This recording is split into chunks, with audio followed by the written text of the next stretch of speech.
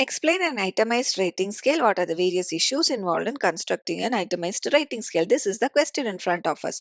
When you write this question as an essay answer, let's say of 20 marks or so, in whether it is in your assignment or if it comes in your term and examination as well, you can divide this answer into two main sections apart from the introduction and the conclusion. That is, first, what is an itemized rating scale? Explain the concept and things like that. And then the second part is the issues in constructing an itemized rating scale. If possible, always supplement with examples, as that will show your understanding of the concept much better for the invigilators. So, to understand about itemized rating scale, imagine you walk into a restaurant. You have a meal, and on your way out, the manager hands you a feedback card asking how would you rate their service from, say, 1 to 5. That simple moment is an example of an itemized rating scale at work.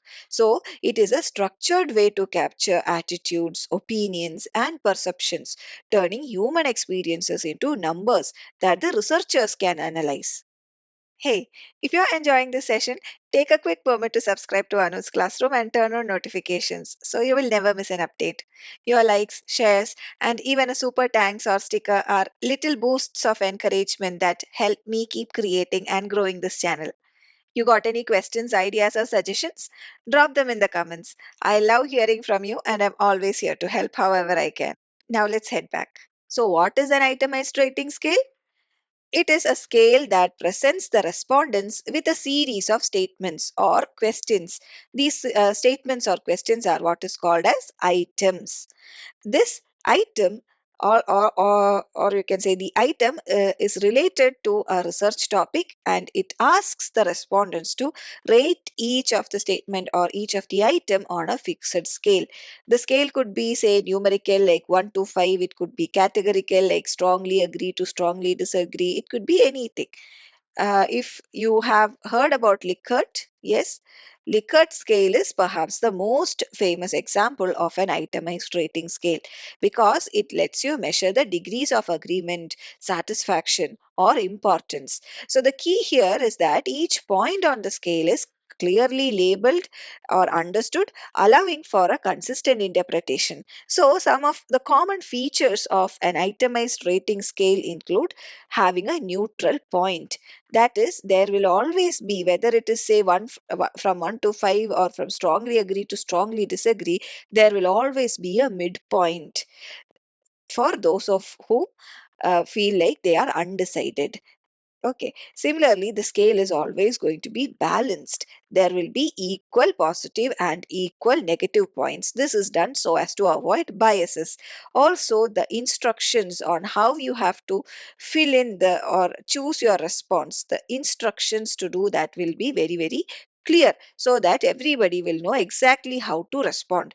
Also, anonymity will be maintained so that these respondents will feel what you can say will feel free to answer honestly. Like for example, a marketing team, they may ask, rate your satisfaction with our delivery speed. So one would be maybe very dissatisfied, two will be simply dissatisfied. So one will be very dissatisfied, two will be dissatisfied, three will be say neutral, four will be satisfied, or five will be very satisfied. See, there is a neutral point, there is a balance in the negative as well as positive points. There should be clear instruction also, and anonymity has to be maintained. So the beauty of such a itemized rating scale is that it turns subjective feelings into comparable data that is ready for statistical analysis. So there are some issues also in constructing an itemized rating scale. It is not just about slapping numbers next to some words. It is a careful design process which has potential pitfalls as well. Like, first thing, item generation. Questions, when you generate the item, when you provide your statement or question, it should be very clear, unambiguous, and directly tied to the research objective. Say maybe your item is like, do you exercise regularly? What is regularly in that question or in that item? Do you mean 3 times a week? Or do you mean all days a week? What is it? It should be clear. That instruction should be clear as to what you mean by regularly. in the item that we were talking about, that is, do you exercise regularly? Similarly, the scale construction, choose which scale format you want. Do you want a Likert scale format? Do you want a semantic differential format? Are you going for a visual analog? What is it? Depends on your topic again. So also we have to balance the positive and the negative points to prevent any kind of skewed results. So that scale construction has to be very, very important. There could be issues of skewness or inappropriate format. So these are all issues when it comes to your scale construction. What about scale length? What are the common issues when you choose your scale length? If your scale length is too short, then you are going to risk missing key aspects. If it is too long, like say 40 item survey, something like that, then respondents are going to get fatigued. Nobody wants to scroll through your Likert scale to figure out where they stand. Correct. It should be optimum. Usually we go for say 5 or 7 point scale. Similarly, there should be reliability and validity. That should be ensured. Reliability will ensure that your responses are consistent across items. Validity will ensure that you are measuring what you think you are measuring. Like for example, say job satisfaction scale, and in you have an item that has a job satisfaction scale, and if it is only asking about salary, then it is missing the bigger picture, right? Is job satisfaction only about salary? No. So that reliability and that validity has to be there. Similarly, response biases should be avoided because some people tend to always agree.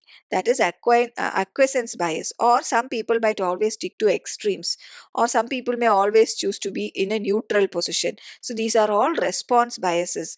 Techniques like, say, randomizing your item order or mixing positive and negative wording, all of these things are some of the ways that you can help with the response bias part. Also, scale administration. When you administer your itemized rating scale on your survey, you have to consider the literacy levels, the language, and the mode in which you are going to administer it. Like, are you going to do it via paper, or is it going to be an online survey? Is it going to be an interview? What is it? You have to be aware of it.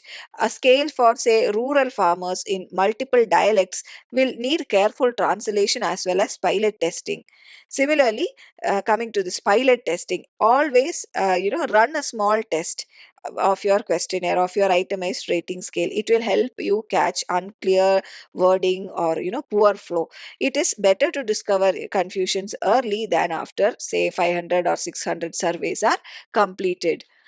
Okay, so a well-designed itemized rating scale, we can say that is like a fine-tuned instrument. It can capture all the subtle variations in our attitudes and turn them into actionable insights.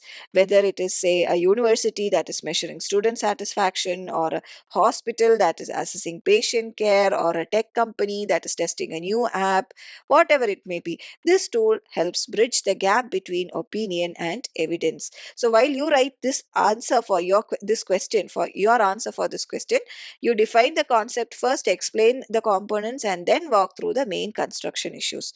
Always anchor your explanation with a real world example. It will make your answer clear, comprehensive, and more mark worthy.